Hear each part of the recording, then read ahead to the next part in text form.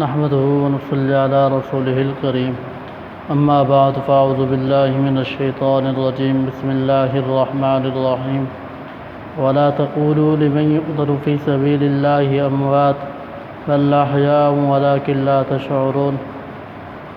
وقال النبي صلى الله عليه وسلم لو كان بعدي نبي لكان عمر. صدق اللہ العظیم. حضرت عمر رضی اللہ تعالی عنہ کی شہادت پر چند باتیں عرض کرنا چاہتا ہوں. میرے دوستو، حضرت عمر رضی اللہ تعالی عنہ کے اوپر 27 ذی الحجہ کے دن فجر کی نماز کے دوران ابو لؤلؤ فیروز مجوسی نامی شخص نے حملہ کیا. حضرت عمر رضی اللہ تعالی عنہ نے صف بندی کا اہتمام فرمانے کے بعد نماز شروع کی. نماز کے دوران تلاوت فرما رہے تھے. اسی دوران ابو لؤلؤ فیروز مجوسی نامی شخص نے صفوں کو چیرتا ہوا آ کر حضرت عمر رضی اللہ تعالی عنہ کو شہید کر دیا. 3 وار کیے. اسی حملے سے حضرت عمر رضی اللہ تعالی عنہ بے ہوش ہو گئے. تو پھر وہ جب واپس ہونے لگا تو پھر وہ صفوں کو پھر چیرتے ہوئے واپس گیا. ایک صحابی رسول موجود تھے نماز کے اندر.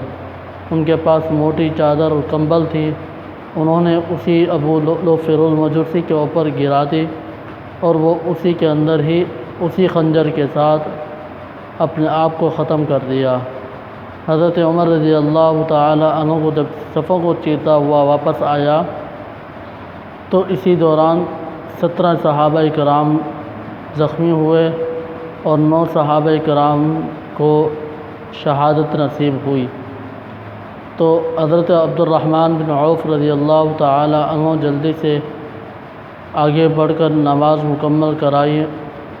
نماز مکمل کرانے کے بعد حضرت عمر رضی اللہ تعالی عنہ کو جلدی سے گھر لے کر گئے. تو پھر حضرت عمر رضی اللہ تعالی عنہ کو ہوش آیا. ہوش آنے کے بعد امیر المؤمنین نے پوچھا کہ نماز ہو گئی یا نہیں ہوئی. تو پھر صحابہ نے عرض کیا امیر المؤمنین نماز ہو گئی ہے. تو پھر پوچھا کہ نماز کا وقت بھی موجود ہے یا نہیں ہے. عرض کیا کہ نماز کا وقت ابھی موجود ہے. امیر المؤمنین رضی اللہ تعالی عنہ نے جلدی سے تیمم فرما کر 2 رکعت نماز فجر ادا کیے. نماز فجر ادا کرنے کے بعد عبداللہ ابن عمر رضی اللہ تعالی عنہ جو کہ ان کے بیٹے تھے ان کو بلایا اور کہا کہ جا کے اماں عائشہ صدیقہ کے پاس جاؤ. ان کو بولو کہ اماں عمر امیر المؤمنین نہیں ہے. عمر تمہارا غلام ہے، آقا کا غلام ہے. اس کی خواہش ہے کہ آپ کے حجرے کے اندر حضور اور سیدنا صدیق اکبر کے پہلو میں آرام فرمانا چاہتے ہیں. جب عبداللہ بن عمر رضی اللہ تعالی عنہ گئے اماں عائشہ صدیقہ رضی اللہ تعالی عنہ کے پاس، ان کو بتایا تو اماں عائشہ صدیقہ رضی اللہ تعالی عنہ کے آنکھوں سے آنسو جاری ہو گئے. تو پھر اماں عائشہ صدیقہ نے فرمایا یہی عمر ہے جس نے میرے بارے میں اچھے کلمات ادا کیے تھے. میں اس عمر کا کیسے شکریہ ادا کروں؟ یہ جگہ تو میں نے اپنے لیے وقف کی تھی. یہی جگہ میں آج عمر کے لیے قربان کر رہی ہوں. عمر میں پھر بھی تمہارے احسانات کا بدلہ ادا نہیں کر سکتی. تو پھر عبداللہ بن عمر رضی اللہ تعالی عنہ کو یہ کہہ دی کر روانہ ہوئے. تو عبداللہ بن عمر رضی اللہ تعالی عنہ اپنے گھر میں آئے اور اپنے ابا جان امیر المؤمنین کو عرض کیا اماں نے اجازت دے دی ہے.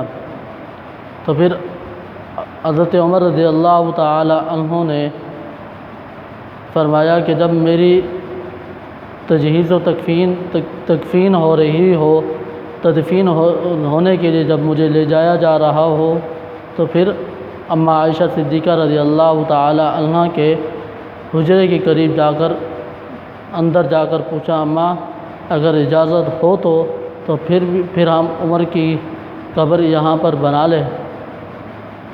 پھر جب تدفین کے لیے لے جایا جا رہا تھا تو پھر وہی کام ہوا کہ اماں کے دروازے پر گئے کہ اماں سے پوچھا اماں ہم عمر کی یہاں پر تدفین کے لیے جگہ بنا دیں؟